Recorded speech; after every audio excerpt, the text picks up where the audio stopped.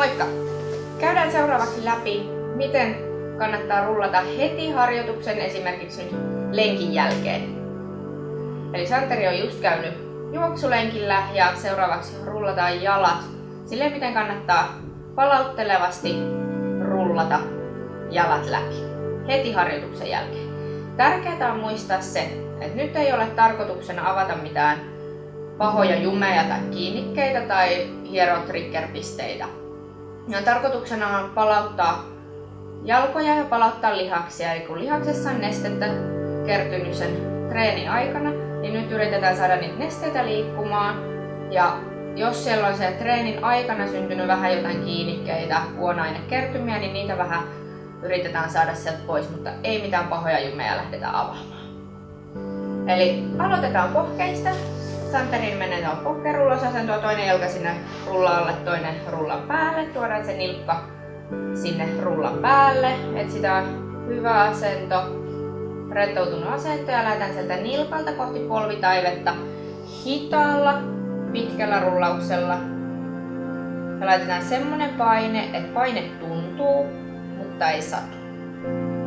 Semmonen, että paine tuntuu miellyttävälle, mutta ei satu. Ja sitten kun ollaan sen polvitaipeella rauhassa, kevyellä paineella palautetaan sinne nilkalle ja painetaan uudestaan. Ja edetään 2-3 senttimetriä per sekunti. Ja sitten taas palautetaan. Ja puhalletaan tässä vaiheessa ulos hengitys. Ja sitten kun palautetaan takaisin nilkalle, niin vedetään sisään hengitys. Et nyt muista se, että ei saa tuntua tässä kohti kipua ollenkaan. Paine tuntuu, mutta se tuntuu miellyttävälle. Ja sitten jos siellä löytyy jotain semmosia vähän kipeämpiä kohtia, kuona-ainekertymiä, vähän tämän klönttejä tai kovempia kohtia, voidaan mennä siihen kipeämmälle kohdalle ja vähän painaa siihen kohtaan. Sillä pystytään rennosti olemaan, hengittelemään rauhassa, ei irvistellä ollenkaan, ei jännitetä kroppaa vastaan, ihan rennosti. Ja sitten jos tuntuu, että se lähtee se vähän avautumaan, niin sitten voidaan taas tehdä pitkiä rullauksia. Eli tarkoituksena ihan rauhassa, hitailla liikkeillä saadaan sitä nesteitä kiertämään paremmin ja kuona-aineita liikkeelle. Ja noin tehdään noin minuutti yhdelle raajalle. Muista tehdä kummatkin jalat, eli te toisitte eka toinen pohja, sitten toinen ja sitten vaihdetaan toiseen liikkeeseen. Eli seuraavaksi on takareisi ja lähdetään sen polvitaipeelta kohti pakaraa hitaalla, pitkällä rullauksella. Ja sitten kevyellä rullauksella takaisin polvitaipeelle. Ja muista säätää nyt se paine, eli semmonen mukava paine, että pystyy hengittelemään rauhassa rennosti. Mutta se paine saa kuitenkin tuntua, että saadaan ne nesteet liikkumaan. Eli jos haluaa painetta enemmän, niin paino sinne rullattavan jalan päälle. Voi vetää käsillä sitä rullaa itteensä vasten ja sitten vastaavasti voi työntää rullaa poispäin itsestä, niin saa vähän kevennettyä sitä painetta. Ja muista hengittää. Rauhassa puhalla ulos hengitys. Ja sitten vedä happea sisään, kun rulla lippuu poispäin sun hengistä. Ja sitten taas jos sieltä löytyy semmosia vähän kipeämpiä kohtia, niin voi siihen jäädä vähäksi aikaa painamaan.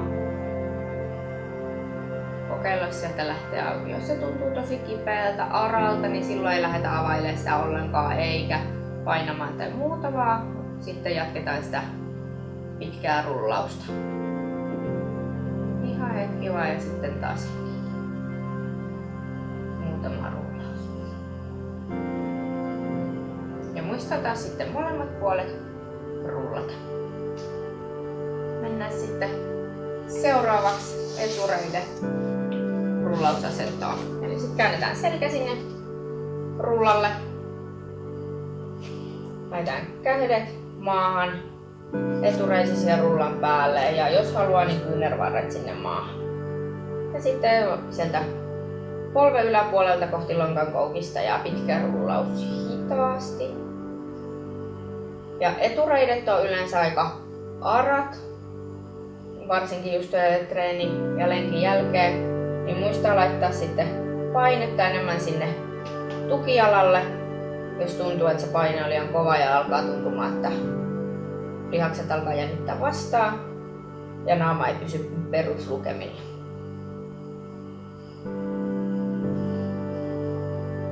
Ja sitten taas jos sieltä löytyy semmonen kiinnikekohta, joku huonoainekertymä, tuntuu vähän joltain klönkiltä, siihen voi jäädä taakse aikaa painamaan.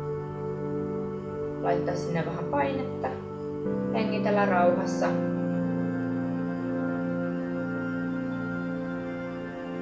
Muutamia sekunteja sitten taas jatkaa sitä pitkää rullausta. Eli noin minuutin ajan käytetään siihen yhteen lihakseen ja muistaa pitää sen paineen semmosena mukavan tuntuisena.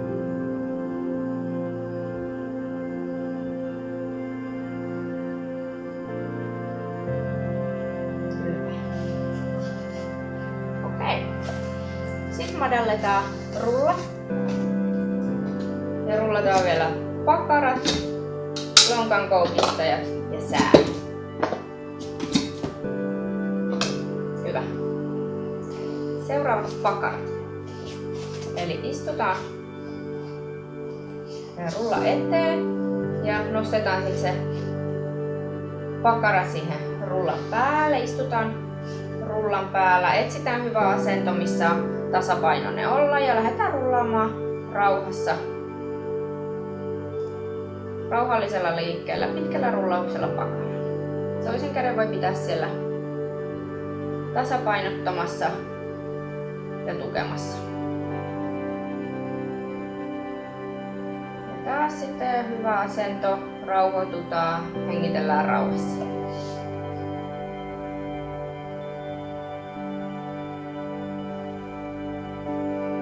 Taas jos sieltä löytyy joku kipeämpi kohta, vähäksi aikaa voidaan jäädä painamaan siihen, että kipeitä kohtaa.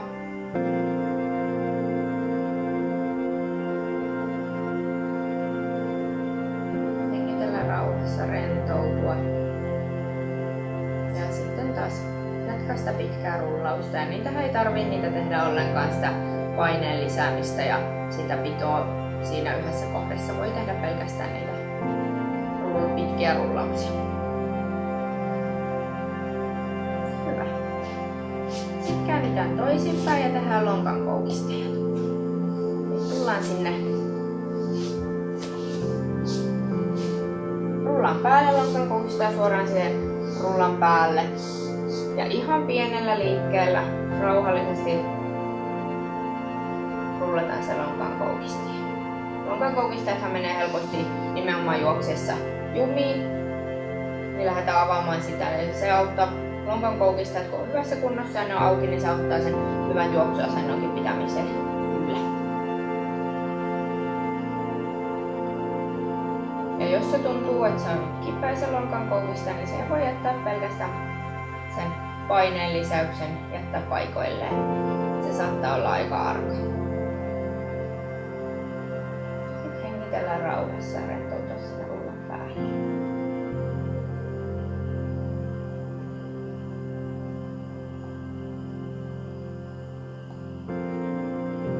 Sitten jos haluaa, niin sitten voi taas tehdä niitä pitkiä rullauksia tai sitten pelkästään jättää sitä paineenpidon sinne.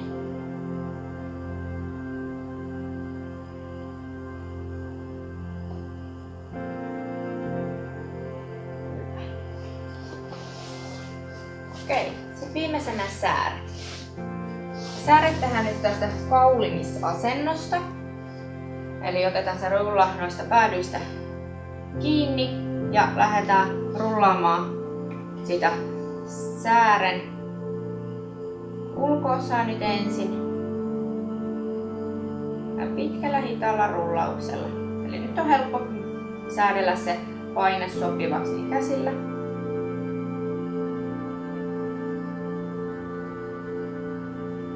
Muistaa tässäkin nyt sit hengittää.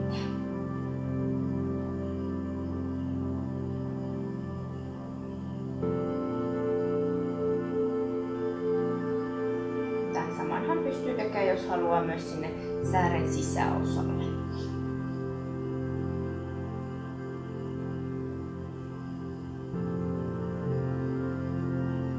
Täälläkin jos tuntuu niitä pieniä kiinnikkeitä, niin voi jäädä painamaan vähäksi aikaa niitä kiinnikkeitä. Ja sitten taas jatkaa. No miltä Santeri tuntuu? Tuntuuko, että lähti nesteet kiertämään ja alkaa jalat palautua hyvin juoksusta? Kyllä tuntuu erittäin hyvältä kyllä. No niin. Lenkin jälkeen. Hyvä. Eli näin voit tehdä palauttavan harjoituksen heti lenkin jälkeen rullalla.